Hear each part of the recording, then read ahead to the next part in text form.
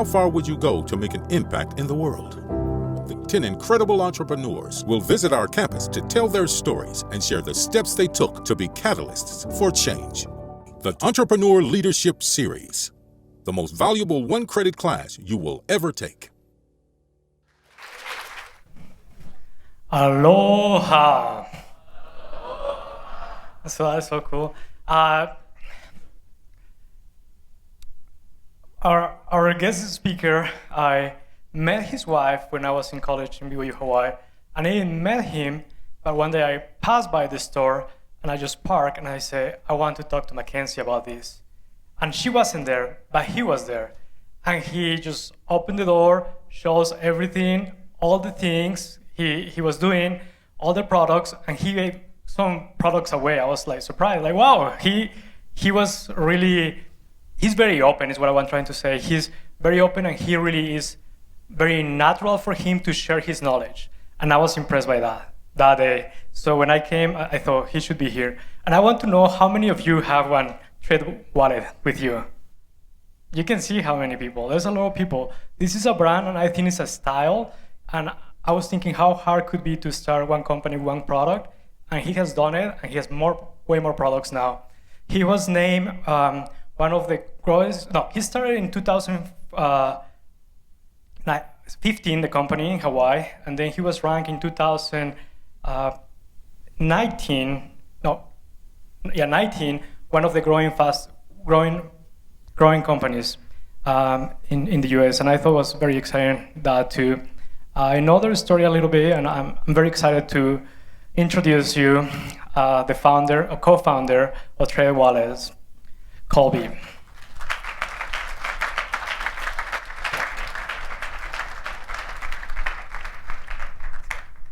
If you don't have a Thread wallet, you might be able to get one after because we're going to do a little giveaway if you guys listen. So I have some wallets to give away. I have some crossbody bags to give away, a tote bag. What else do we have? Yeah, a bunch of stuff. So listen up.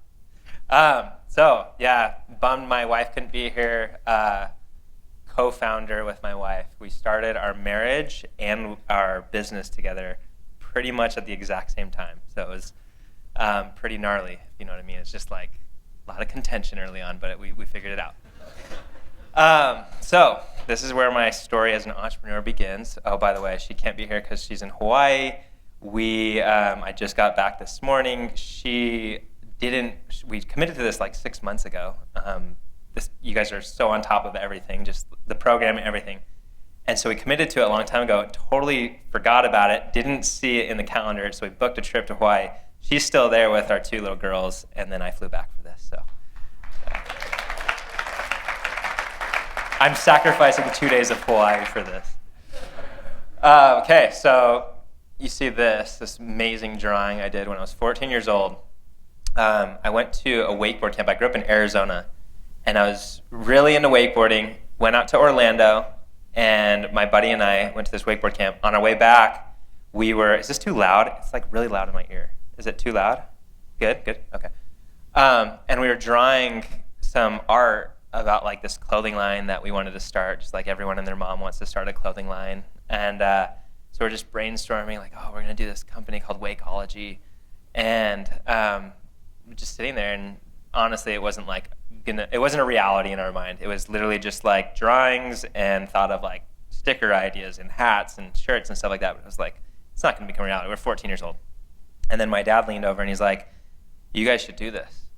And I was like, what do you mean? He's like, you guys should actually print shirts, print hats, sell them, and I'll help you out. And I was like, okay. He's like, we'll get an LLC. I was like, what's an LLC?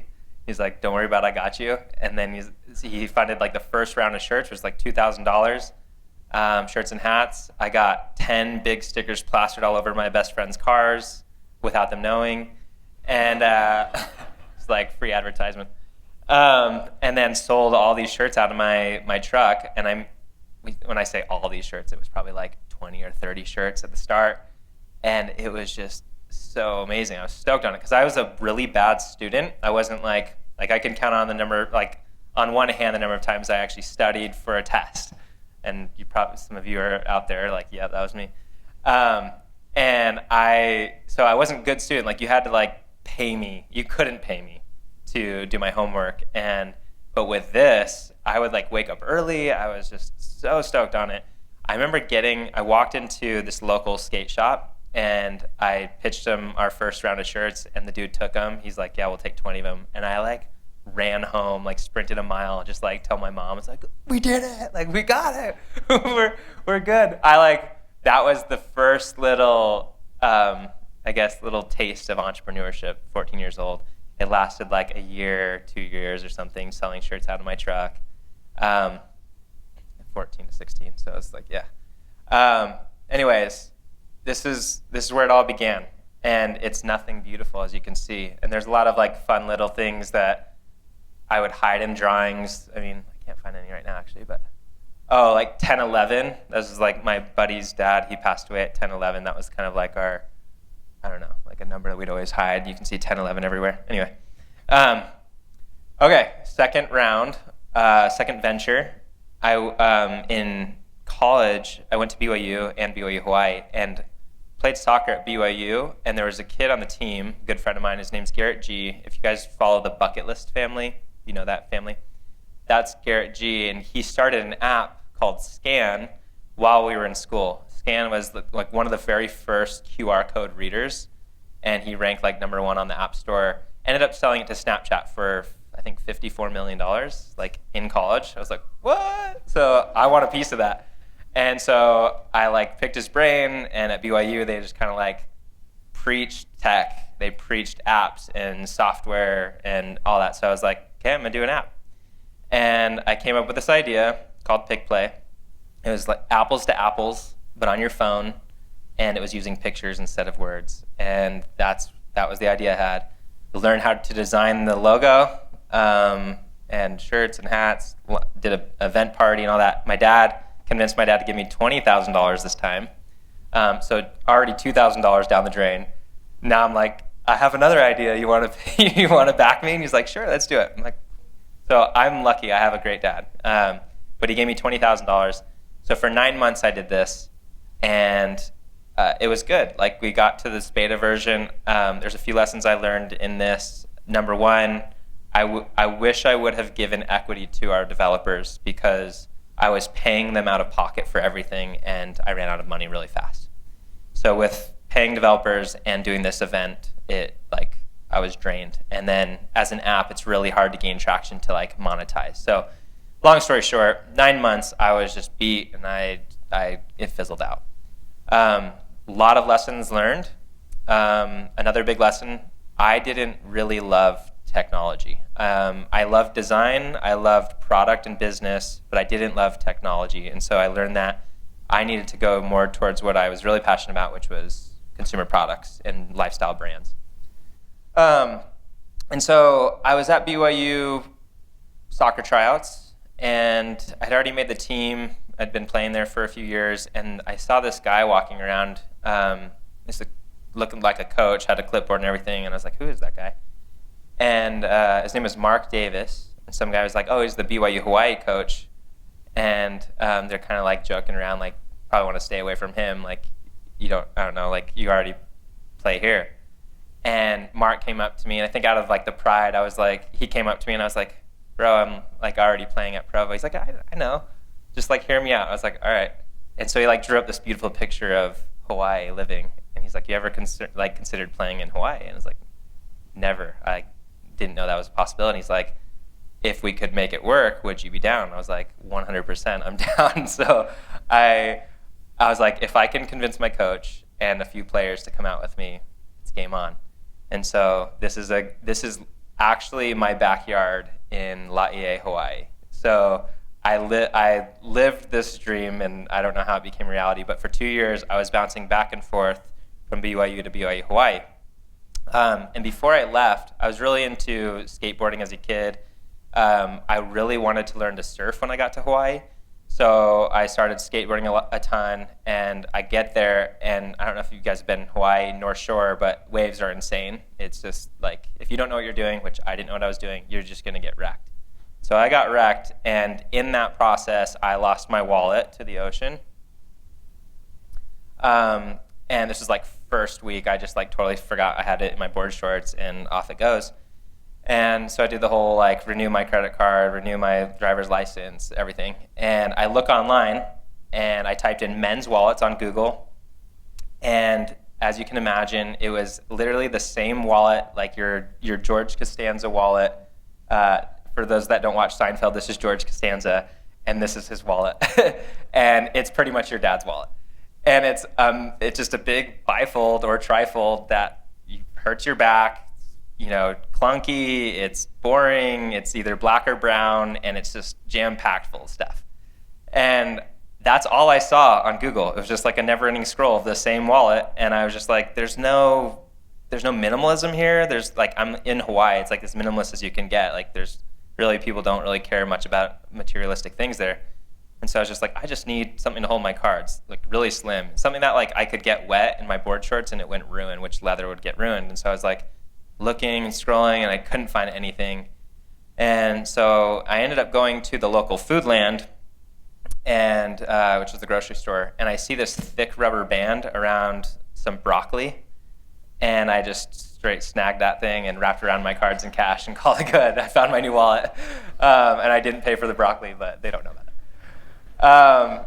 And that was like the best wallet I had ever had, because it was just so slim, so simple, and like it had everything. You know, it was just front pocket, didn't hurt my back when I sat on it. It's like most wallets, you just like sit on, at least guys, like in the back pocket, just like you sit on it and you're like, eh.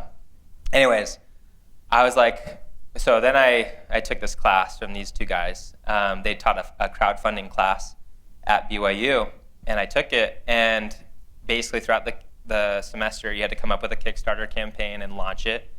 And I was looking through Kickstarter, and there was actually like a handful of wallets that sold like $300,000 worth of wallets. I was like, that's kind of crazy. And it was there's a few of them that were like minimalist. And I was like, I love minimalism, but I also love expression, which they kind of contradicted. Like in the minimalist world, everything's minimalist, including the aesthetic, the design element to the product.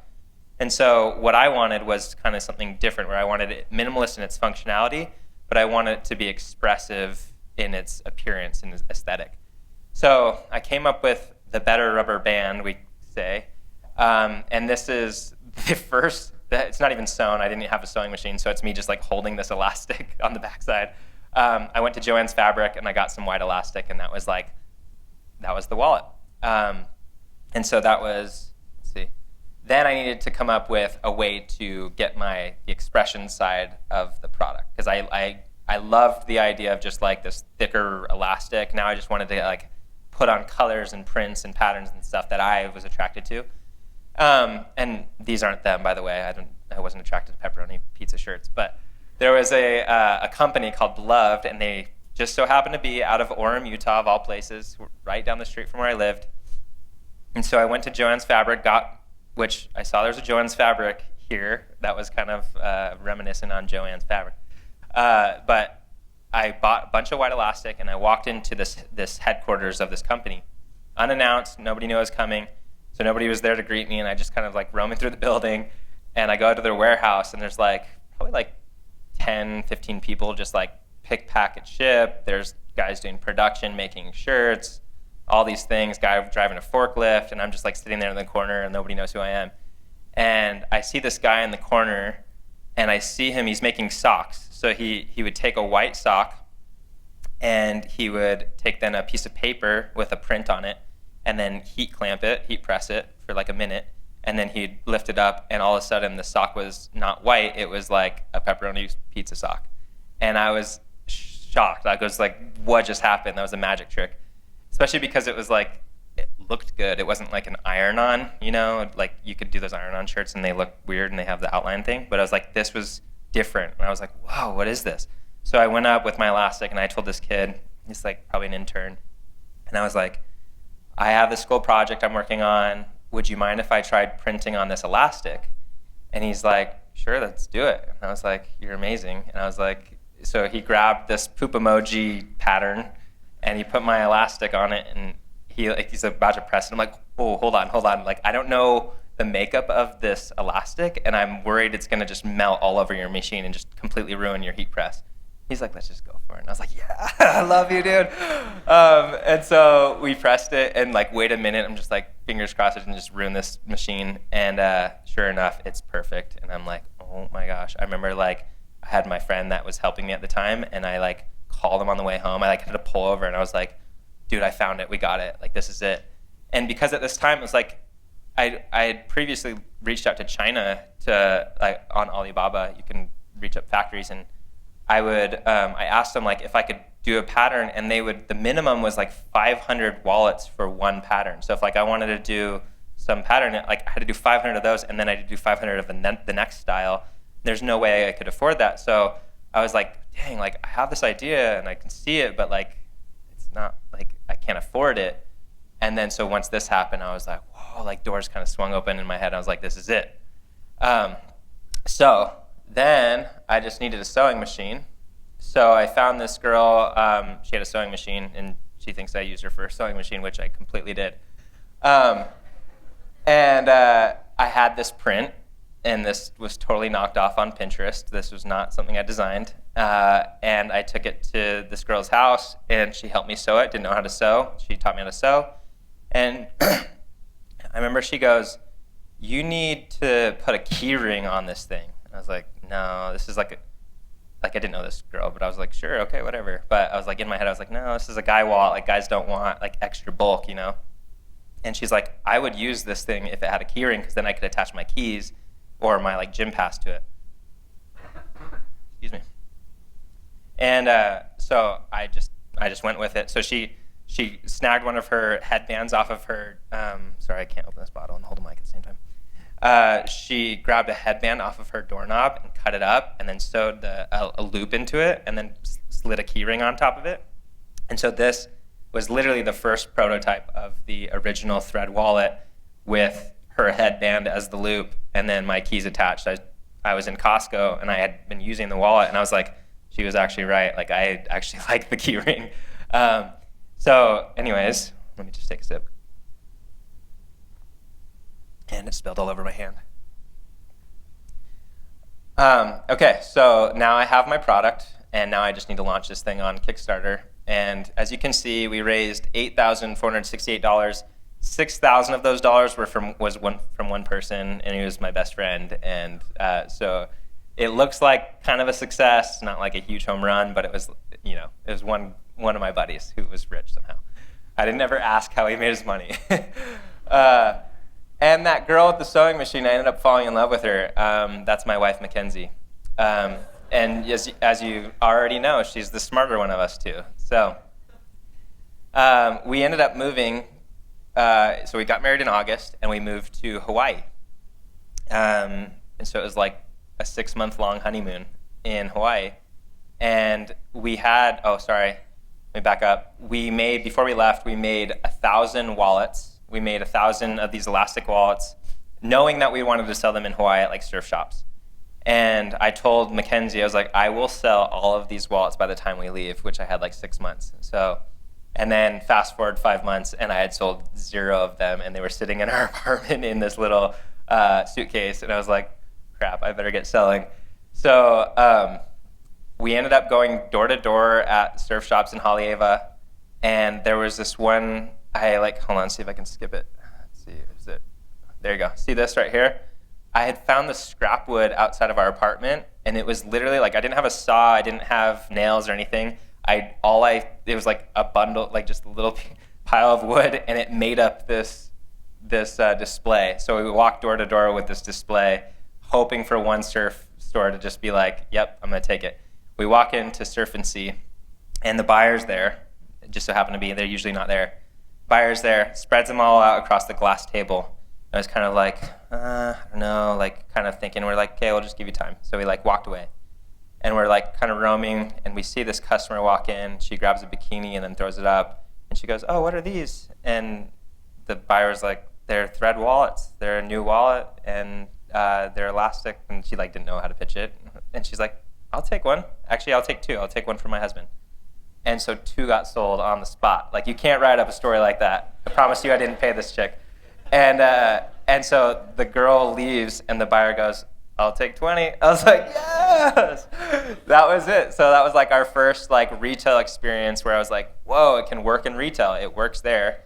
And then backing up, there's these farmers markets on campus. And so we posted up. It's right during the holidays, like November time. And we had listed them at $20 and said, if you follow us on Instagram, then you can get them for $5. And so we sold like hundreds of these things because people just wanted to buy like a stocking stuffer or like some small gift for their sibling or something. And so they just like franked. And watching Mackenzie, she was insane at selling. Like I was embarrassed by it, so I kind of like sat back, and she was just like, oh, you're beautiful eyes. Like, oh, I love your shoes. And like reel them in and then like sell them like 5 wallets. I was like, wow, this chick's amazing. And so I think for us, lesson here was we needed this face-to-face feedback with a customer because we wanted to, it like gave us this opportunity to hear dialogue. Like behind a screen when you're selling something, like if you're selling something online, you don't get to hear like how the shopping behavior.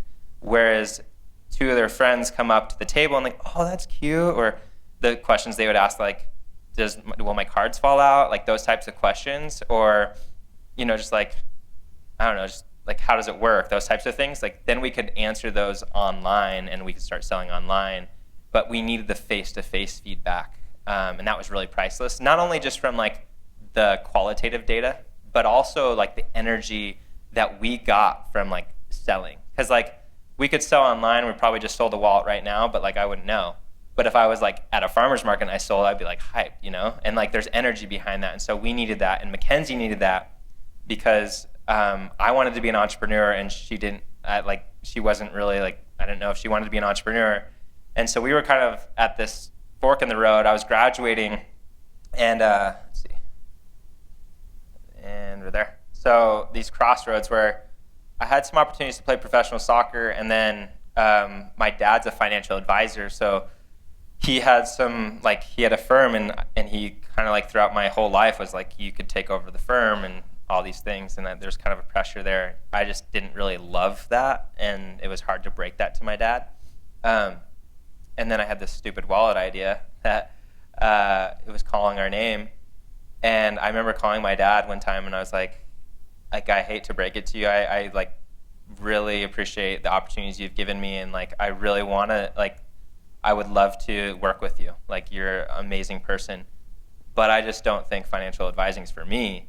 And he's like, so? And I was like, what? And like I thought he was going to be like, what the hell are you thinking type of thing. But like he works with entrepreneurs day in day out, and like those guys have money, and he's like he knows entrepreneurs, like he's an entrepreneur himself. And so he's like, why don't you do that elastic wallet thing? And I was like, really?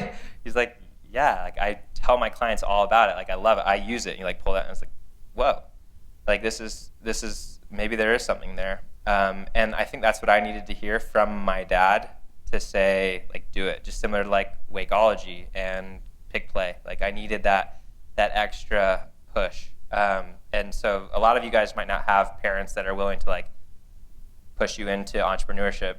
But you need someone. If you can't find a parent to do it, like you need friends. You need someone to rally you, because it's scary. It's really scary, and especially when you just get married. And I sat down with my father-in-law. Well, it wasn't my father-in-law at the time, when I asked if I could marry Mackenzie. And he asked me, he's like, so what are you planning on doing after school? And I told him, I was like, I don't know, like I have some opportunities. And he's like, just know, like if you don't take care of my daughter, I will kill you. And I was like, I started like smile, and then he wasn't smiling. I was like, okay, I shouldn't be smiling. And I believed him because he's like a big hunter and he has a lot of guns. And I was like, okay, yes, sir. And so there's like all this pressure, and he's also a financial advisor. So it was like kind of this like, I had to break this mold of the A plus B equals C mentality and like prove to him that I could make that work. So now you can kind of step into my shoes and see I was scared out of my mind. But I had a lot of fire. Like there was a lot motivating me, because if it didn't work out, I would have to go get a corporate job, which I did not want to do. And I wanted to prove to my father-in-law, my dad, myself, my wife, that I could do this, and I wanted to do this. So you need that. You need passion, or else it's probably going to flop, especially early on. I guess second lesson there too is like it only gets harder like as you get into a corporate setting, you get a nice comfy salary with benefits, or you have kids, and it's like jumping into entrepreneurship at that those are the guys that are respectable that can jump in after the fact because they're golden handcuffs, right? Like it's all nice, but then you get locked in and it's like really hard to jump out of that and into a venture. And so I would recommend, if you can afford to like try to start something before you get the handcuffs on.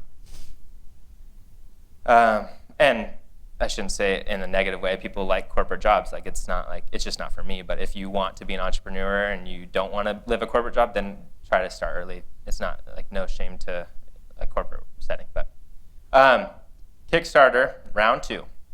So at this point, Mackenzie and I decided we're going to give it our all for 6 months. We gave it a deadline. We said if we can we can afford 6 months of our time. If it works, it works. If not, we'll reevaluate. Sorry, what time? How long do I have? Or like, what time is it? I need to keep track. We're good. And so we launched a second Kickstarter campaign. This is 2015. We were formalized as a company January 1st of 2015, so 7 years ago and some change. And our second campaign, because of Kickstarter, they don't let you do the same project twice. We had to come up with a little change in our wallet, which is the 2.0, which is 2 pockets, or I guess 3 technically, but we sewed it at the bottom in the first campaign. Realized that didn't work when we tried to sew them all. It sucked. So we didn't sew them, and actually it works out better. Raised $35,000. That time was legitimate. No buddy of mine pitching in a bunch of dough. That was eye-opening for me, and it was such a relief that we made it work. To help you realize the amount of work that went into the campaign, leading up to, so like for some January to March, we did as much outreach. Anybody we knew, any influencers, Instagram was like just kind of getting up and running, influencer marketing was so brand new, we would just send them product, like no strings attached, just like if you want to post, you can post, but like here's some free product. Handwritten note, that was my wife's deal. Like she just like did the marketing side of things and she crushed it. And then we had a landing page on our website where you couldn't buy anything, but it was like sign up for, to get notified when we go live. So we had, I think, 2,000 emails at the time of launch. And so there was a lot of prep work. And then there was a company out of Utah called Nomadic. They used to be called Basic Wallet, but they raised, I think it was $125,000 on their campaign. And I asked them, I was like, how'd you guys do that? And they're like, we used a marketing agency called Funded Today. And so I reached out to Funded Today and I was like, hey, I have a similar wallet. I already know you guys know how to sell a wallet online. Like, would you take on our project? And they're like, we'll look into it. And kind of like didn't give me like the attention I wanted. And I was like, oh man, that's a bummer. Like, didn't really respond. And finally like, I don't know. I don't think we're going to do it. And I was just like, screw this. Like, I'm just going to go to their office. I like looked it up online and I walked in with like a nice gift. I can't remember what I brought, but I remember I had like obviously all the wallets and stuff. I think, I made a custom wallet with Funded Today on it. And I gave it to them and I said, with a gift card inside, like an Amazon gift card or something like that. And I was like, I hope you reconsider. And they just sat down with me like right on the spot. And they're like, we know this is going to work because you didn't give up. And I was like, sick. So they took me on. And they didn't hit 100,000, but they hit 35,000, and we would have never done that without them. So a lot of props to those guys. Anyways, got the ball rolling. Validation stage was kind of checked, and now it was like, man, we really got to figure out how to run a business, because this was our living room, or actually my in-laws' living room. Our friends just like, were just Ziploc bags and manila envelopes you bought on Amazon, stickers that we bought from Sticker Mule. Like, you just really get, like, we're printing our own labels. You can see, like, that's not a scalable business, but that's where we started. And the day after our campaign, we launched our website, and in the first day, we sold $16,000 worth of wallets. I was like, who's buying that many wallets? Like, I just didn't get it. Like, the whole world was our audience. I was thinking, like, who's really shopping for wallets at this time? And sure enough, there's a lot of people online buying random stuff. And throughout the first year, we went to like every event we could, farmers markets, everything you name it. Like Kenzie and I would just show up and sell, and even if it was like a few $100s we'd make, it was well worth it because it was just like getting the wallets out there. This was our first Black Friday. So after a year, that was like, we took a picture because we were like, that is an insane amount of wallets. And, it still is when you're starting, but like we do that probably in like a few hours now. But it just goes to show, when we were crunching numbers on this, when we were like, should we do it or should we not do it? Ken's had a calculator and she's like, if we could just sell 5 wallets a day eventually, then this will be worth it. And it's turned into obviously way more than that. And it just goes to show that you don't have to swing for the fences, like just aim to get on base. And that first base turns into second base and third base. So what I consider first base is the validation. That's first base. Once you validate, you're on first. Optimize is second base. So I guess keeping up, that's what I named it. But this right here was, we had to move into our dirt, this little like house right around the corner because we were expecting a little babe. So we had to basically use our house as a production facility. The downstairs dirt basement was where I would press all these wallets. So you can see, I watched General Conference. No, just kidding. That's funny. That's all the white elastic, all the paper I had to cut, and then that's all the printed elastic. I would then take that upstairs, this little ladder, and I'd give it to Mackenzie in stacks of elastic, and she'd sew them all. And then together during Netflix night, we would just pack them all, and the next day we'd ship them. That was our life for 2 years. But, like I said, that is not scalable. So we needed to figure out how to scale this thing. And my philosophy with scaling is outsource anything that you don't want to be the best at. Meaning, if it's not your core competency, it's somebody else's, and therefore give it to them. So we didn't care to be the best at shipping. Like we would just get the job done. But there are millions, probably thousands of fulfillment centers, 3PLs they call them, third-party logistic companies, that care to be the best at shipping. So we outsource shipping to a company called EvoBox. There are production facilities all around the world. We went to China. This is our good friend Kingsley, still a really good friend of ours. And this is our first factory. He made all the wallets, so we outsourced production. That was like the biggest things off our plate, because then we could focus on marketing and selling and all those things. This is our second Black Friday, so you can see how fast we grew in a year.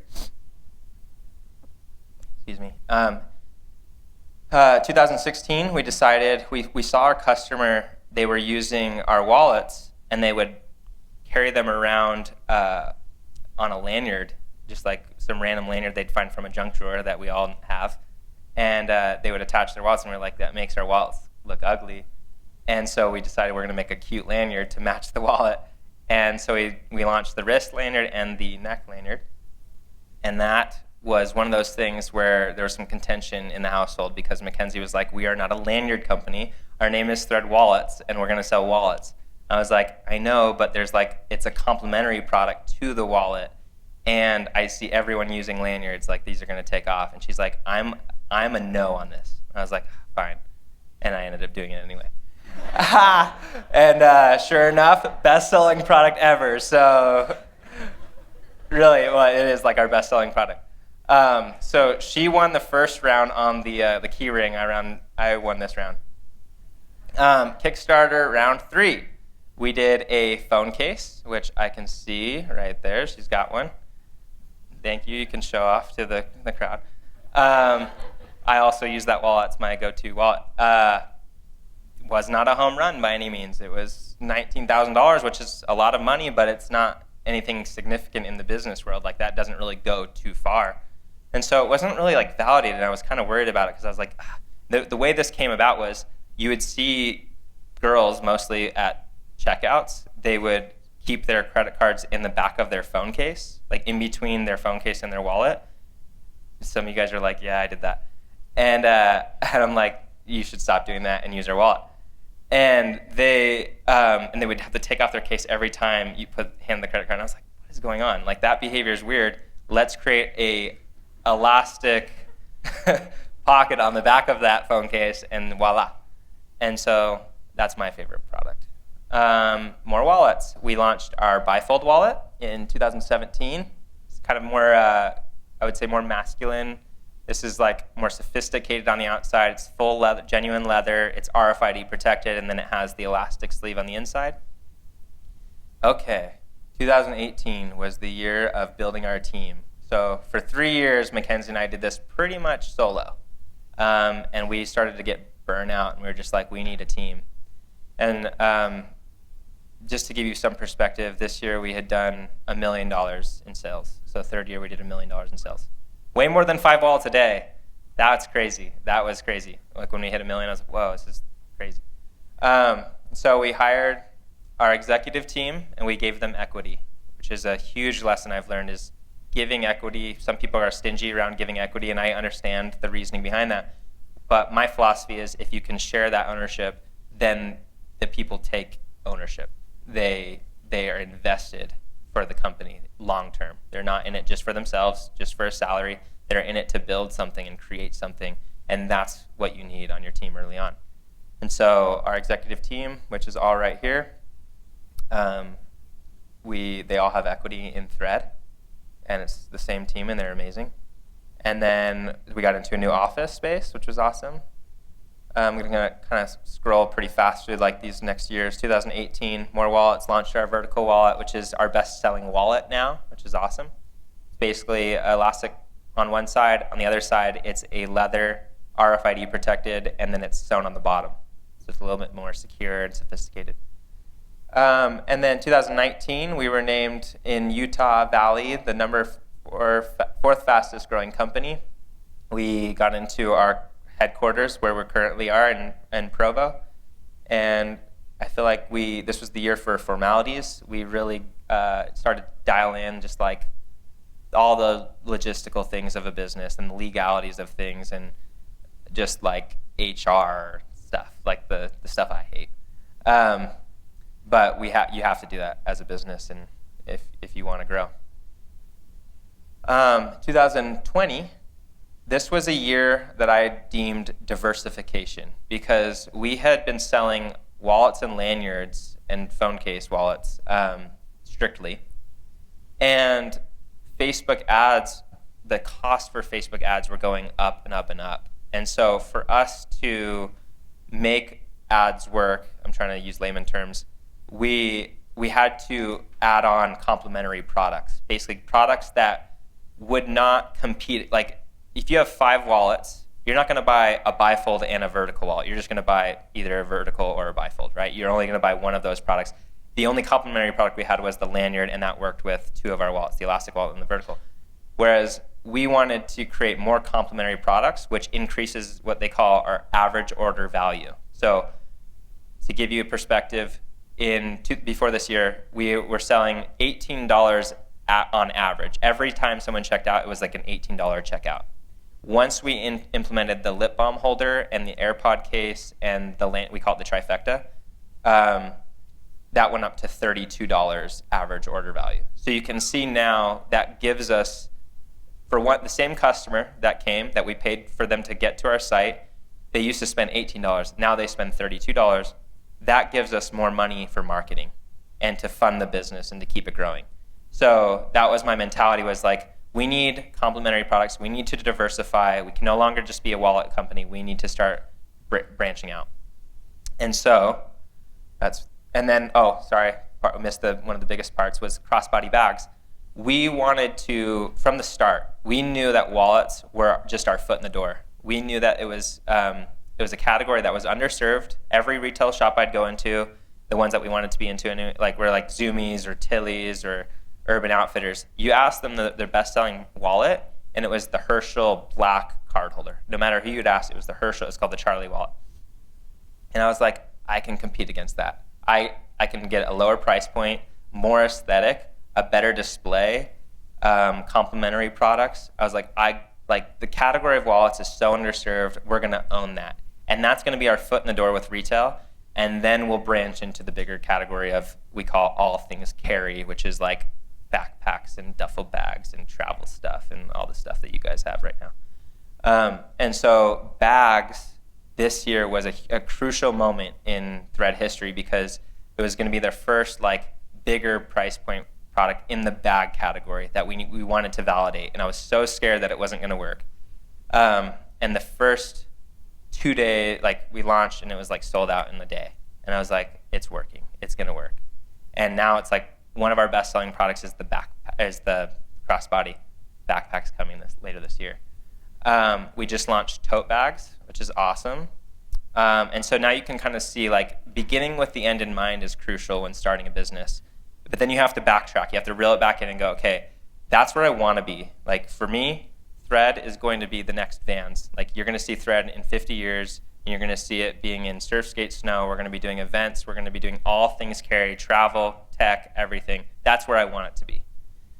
How do I get it there? I have to start somewhere. I have to start niche and specific, and that means I have to know who my demographic is. I have to know how I'm going to, how they buy, how they purchase, their psychographics, their demographics. I have to dive into that and start launching products that make sense within the category that then can branch out. That's how you have to approach your business. Think big, start small. I just made that up. Think big, start small. I like that.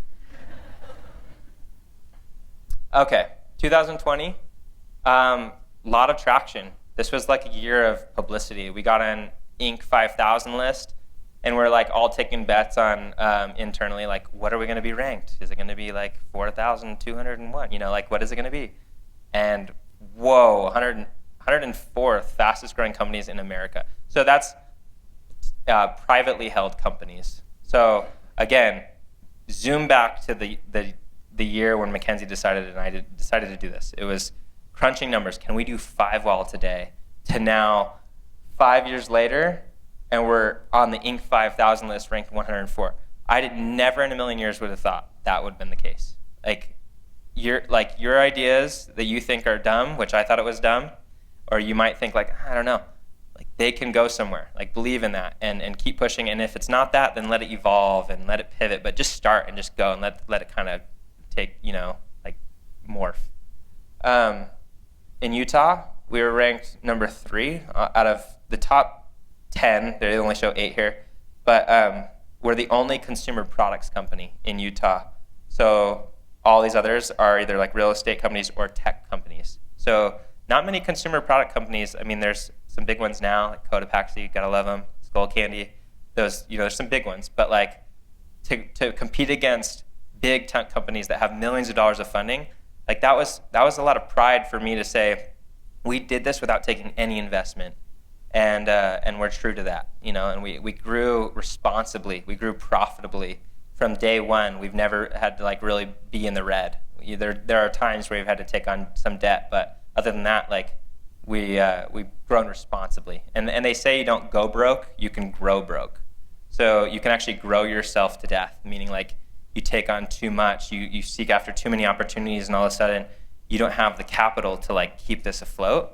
We would have to say no to opportunities. That's scary because you need money, but you have to say no because by saying no, you're saying yes to a different thing. You're saying yes to a brand. You're saying yes to your demographic, which then gives you brand clout. Meaning, so like I remember early on, as an example, I was like, do I go and pitch Vivint if I could sell them thousands of Vivint wallets? And McKenzie's like, no, let Vivint come to you and focus on your brand. Make it cool enough that Vivint wants to knock on your door. And I was like, yes, do that.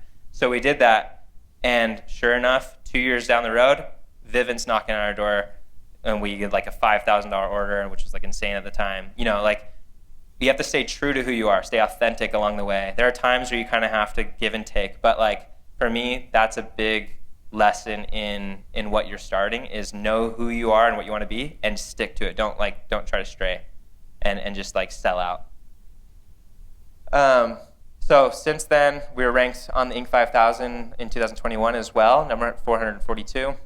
We've done some fun collaborations. Brixton is one of my favorite brands, so we got to do a collaboration with them. We recently launched a Cotopaxi collaboration. We've done things with big influencers. We have some underway that you guys will be stoked on. We've been launching these kiosks in malls. So we have 6 locations now, and that will be, our goal is 30 locations in the next 5 years. I don't know what just happened. Okay. All right. How are we on time? Are we good? Okay, cool. We're wrapping up. So this will tell the story I just told you in 3 minutes. You guys ready? Anybody seen this already? This isn't our ad. This is the story of Thread and the one wallet that started it all. It's a story of love and adventure and murder most foul. Murder? Okay, not murder, but it involves a surfer, Broccoli, a beautiful girl, her sewing machine, and this guy. Ooh, carry on. No, sorry, not that guy. This guy, Colby. And one day he wiped out. Big time. Big time. You see, Colby had a problem. He had too much stuff weighing him down. Not anymore, he doesn't. He salvaged some of his stuff, but not his dignity. Colby naturally needed a better way to carry his shit. Language. There's kids in this video. Every wallet he found online was a boring, fat brick that would totally kill his vibe. And so he wandered, heavily burdened, without a purpose and without a wallet, until he found himself at the local food land, where he saw something that would forever change his life. A beautiful woman? No, a clump of broccoli, bound by a rubber band. And he took that rubber band and left. Without paying for it? And without the girl. You see, he can't meet the girl until he gets his stuff together. And that's what he needed the rubber band for. So he could get all his stuff together in one tidy place. And he realized he didn't need that much stuff. And now it could fit in his pocket easily. Nothing fell out, and he was never tempted to put anything in there he didn't really need. Now he had everything he needed to carry on. Playing soccer, getting frozen yogurt, skateboarding, getting frozen yogurt, surfing, and getting frozen yogurt. It was a pretty good solution. Until it wasn't. You really should do something about that. So he did. That thing literally looks like poop. But it held together. Did it? Fortunately, that's when he met the girl, and he realized that they could make something special together because she had That smile. a sewing machine. I totally have a sewing machine. So they finally went out? Not exactly. He didn't. Well, technically, they both did. They went back to her room and made wild, passionate wallets. So many wallets. Tons of wallets. Did I mention that she was living with her parents? I think they're making wallets. But they weren't done yet. We're not done yet. But it's perfect. Trust me. And he did trust her. And it got perfecter. And everywhere they went, they took their cool minimalist wallets and sold them at the farmer's market and at the local surf shops. And they sold like hotcakes. Cool minimalist hotcakes. And because they were minimal, they could take them on adventures. To the beach, to the mountains. Wherever they went, they could grab them and go. They could take them anywhere, even to Provo. Provo, Spain? Provo, Utah, where they got married and made more wild, passionate wallets and started a wild and passionate family and built a wild and passionate company focused on helping you live a life unencumbered. Wow, this kind of makes me want to get my together. You mean stuff. Remember the kids? Now everything Thread makes is beautifully designed to simply carry your things. Carry it in your pocket or on a lanyard. Hold your lip balm or your AirPods. Whether you're a surfer, a skater, an artist, athlete, an adventurer, or an old boring couple who sometimes just wants to stay at home and watch TV. We only do that some of the time. So if you or anyone you know needs to get their stuff together, go to Thread Wallets and get your stuff together and live the wild and passionate life you were meant to live. Hey, this is starting to sound kind of like a commercial. Well, is it working? Okay. That was a fun video to make. So this quote changed my life because I thought when we started Thread that we would end up selling it and just make a bunch of money and then start something like a charity and really give back. Blake Roney, the founder of New Skin, said you give as you go, and even if it's small, just give as you go. And so it changed my mentality of that like big exit and then start a charity. So instead, we've tried to donate a lot of money to charities and causes that we really believe in. And this 2020 presented a number of different problems for us all, right? Like there's so much going on. My mom, she's been an alcoholic my whole life, and 2020 was really, really bad because She lost her job, and she got caught into this really bad binge cycle. And she was on the streets of Salt Lake City. She was homeless, and this is me driving her to a hospital because at this point, on the left, she had a broken rib. She was passing a kidney stone. You can see her face is beat up. She had fallen on her face. She was recovering from a broken arm that she didn't know how she did. It was literally detached from her elbow. She had to get it surgery on. She was just in so much physical and emotional pain and just could not get out of this. And I dealt with this for my whole life. Just the ups and downs of addiction has been insane. And I had to ask why, like a genuine why. Like, why does this even ask God? Like, why is this happening? And I believe that this all kind of culminated into 2020 so that I could then realize where we could give back from a business standpoint. So our slogan at Thread is carry on. It references the progression and never giving up and the emotional side, and obviously like the carry products that we sell. And so in this year, I was going through a lot of anxiety. Like it was out of control. I had a few panic attacks within a week, and I was just like, I need help. So I started seeing a therapist. I got on some medication. My mom finally checked herself into, rehab, and she's been sober for 16 months. So fingers crossed it continues to go well. And she's healthy. She was in Hawaii with us. And so we decided that we wanted to start the Carry On Foundation, which is all centered around the ways that I carry on, the ways that help me emotionally and mentally and physically, which are skateboarding, action sports, surfing, snowboarding, outdoor recreation with my family, traveling, seeing the world, those things. We want to preach those things on the Thread side and on the foundation side. So currently, we are building a skate park that we're launching next week, an indoor skate facility that we're teaching youth life skills through action sports. Starting with skateboarding, it'll go into snowboarding, skiing, surfing, and outdoor recreation. That's my lifelong pursuit right there. Like, we could sell wallets are one thing, right? Like that's fun. It's really fulfilling.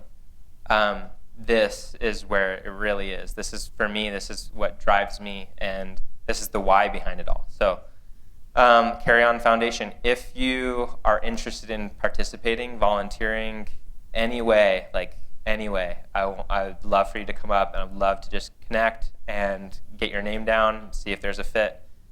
We need people who are passionate about solving this issue with mental health and the stigma around it, and making sure that we're the next generation is being taught well about these things. So anyways, that's it. Hope you carry on.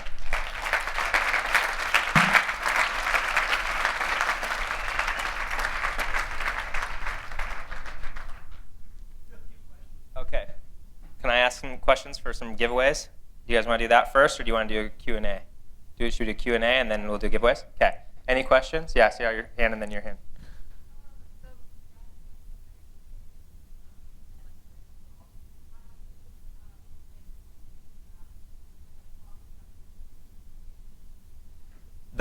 First and foremost, you have to identify creative people, not just in like the art element, but like are they creative problem solvers, and give them autonomy to do that. If you get in the way and you try to micromanage, like, you can say goodbye to any innovation.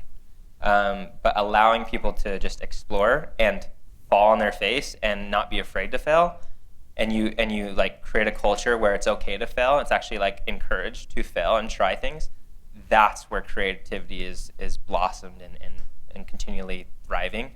There's also collaboration. Like I said, with our executive team, I'm the dumbest one in the room, and I'm happy. I'm happy to say that. I think if you can be the dumbest one in the room, you're doing something right. And we have the most conservative financial CFO. We have the most liberal, like crazy designers on the other side of the spectrum. And we all, when we have a problem we need to solve, we get to see it from all different angles, right? Everyone in between, we get to see, okay, maybe we're missing something here. And if you can create that environment where you just don't just hire a clone of yourself, you hire your weaknesses. That's when you can get creative and you can see things from all angles and be wise in your decisions. Yeah, go ahead.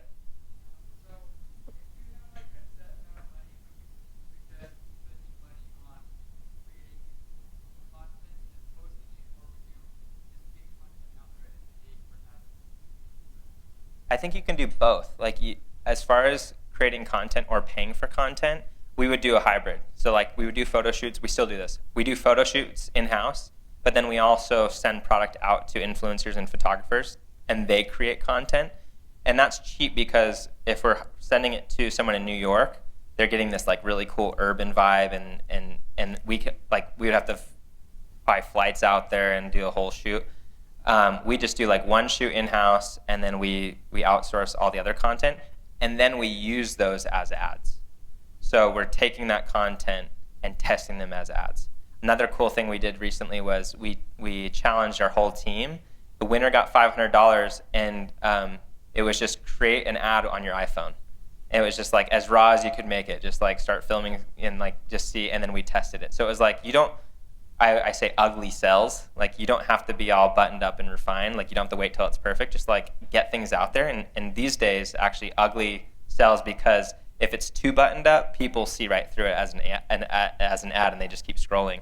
Whereas like if it feels like relatable, then it works.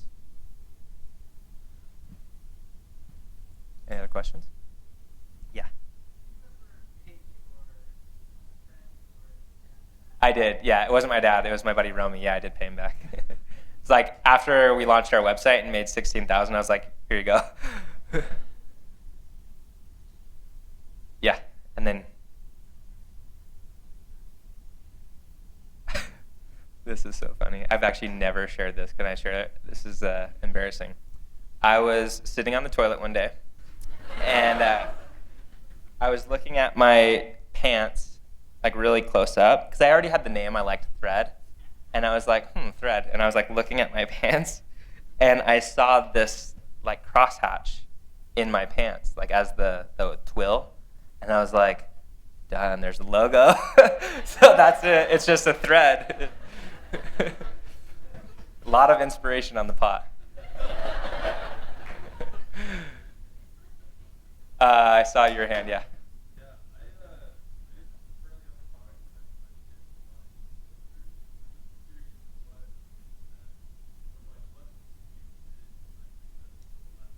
The unboxing experience, if you can make it photogenic and Instagrammable, it's a no-brainer.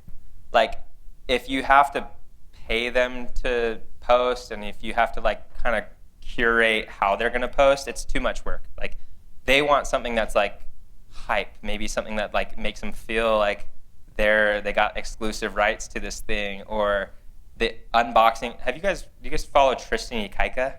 Yeah, right? That dude's got press boxes dialed. Like, his latest one was like these little wound up butterfly things that right when you open it, they just like shot up and like flew around. Like, every influencer is going to do that. His first one was like a dry ice thing where it like, and he'd make like 100 of them. And so it's like, of course, all 100 influencers are going to post about that. Like, no, like hands down, they're going to do it. So making it Instagrammable is worth the money. And even if you have to like spend some money up front to make that Instagrammable, it'll come back tenfold. One more. I saw one hand. Right.